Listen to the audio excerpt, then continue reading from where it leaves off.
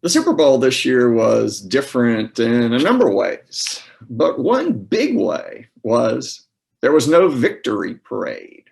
The Tampa Bay Buccaneers, who had won the biggest game of them all, went back, but unlike every other year in which the conquering heroes rode in triumph through their city and were cheered by adoring fans, this year, nothing.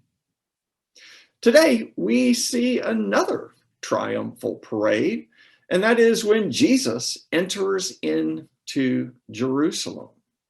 But this triumphal parade, although it seems like the parade of champions, like those who have won Super Bowls in years past, this parade is different because this parade reveals Jesus as the one who is the King of Kings, the Lord of Lords, and therefore, on this Palm Sunday, we rightfully celebrate that that is who he is in his triumphal entry. But as the events in the following week show, Jesus is a far different kind of king. He shows that his power is revealed in powerlessness. Now, we have to consider that the gospel shows us that Jesus is an amazingly powerful person. He is able to walk on water. He is able to still storms, raging storms. Jesus can heal sick people. He can raise the dead. Jesus has power, such power, that he can reinterpret the centuries-old law. Jesus also even has the power to forgive sins. So Jesus, when he enters into Jerusalem, his disciples truly are seeing him in terms of the power that they have seen throughout his ministry. But this is not Jesus's true power, because even though he has great power, that power is really power over others, power over nature, power over sickness and death.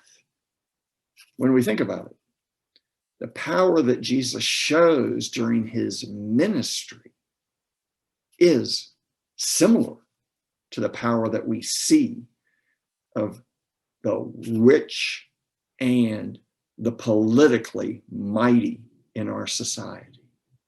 Power over others. But Jesus shows us that his true power, God's true power, and in fact, our true power, is in powerlessness, is in the renunciation of power. Because what we see during the course of Jesus's ministry in Mark's gospel is that the only place that he accepts the title of Messiah, the Son of the Blessed One, is when he is being humiliated in Pilate's court. Jesus had the power to resist arrest. Jesus had the power to even bring down legions of angels when he was hanging on the cross. But he gave it up because he knew that it was only in his powerlessness that the world order, the power of the mighty, could be overturned. You see, Jesus came so that the powerless might be empowered. See, because if Jesus had come just like other mighty people, he would have just like the mighty do today, left out or marginalized those without power.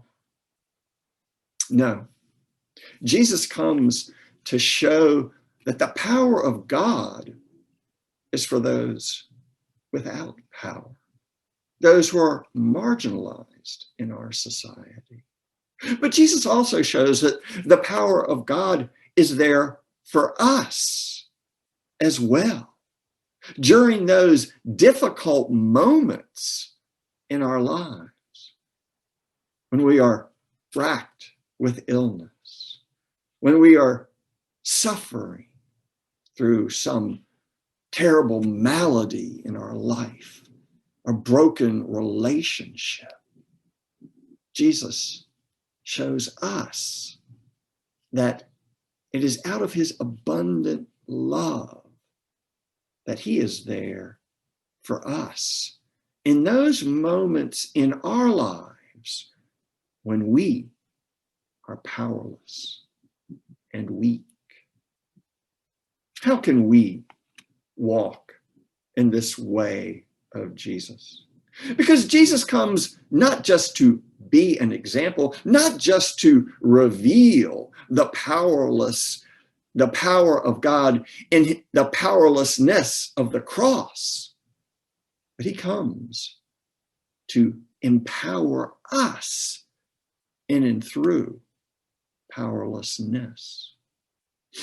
Well, we actually find this out in the Garden of Gethsemane, when we see Jesus struggling with his own fate.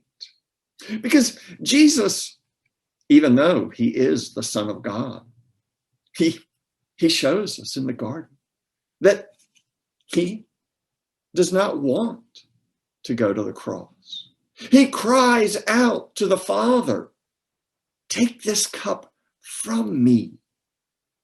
But then he says, "But not what I will, but what you will." See, Jesus is able to give up his power only through prayer. He is paradoxically only able to give up his power through God's own power. And Jesus shows us that this is the way for us as well. Because Jesus calls us not to rule, even though that is what his disciples from time to time want to do. He shows us that the way is to serve others. It is to give up our power, to give up our prestige, and to embrace powerlessness, which paradoxically, again, is incredibly powerful. You know, for myself, I think one of the greatest witnesses is those who struggled for civil rights in the 1950s and the 1960s and the 1970s here in the United States. These courageous individuals, in the way of Martin Luther King, were incredibly powerful, but they did it through powerlessness. They did it through nonviolence, despite being beaten, despite having dogs sicked upon them, despite having hoses, powerful fire hoses, mowing them down. They embraced the way of powerlessness. And it is in their powerlessness that their power was revealed and that our society was changed. This is Palm Sunday. Today, we remember and celebrate Jesus's triumphal entry into Jerusalem. Jesus is the King of Kings, the Lord of Lords. But Jesus reveals us that his true power is not power over, but in giving up his power to serve others.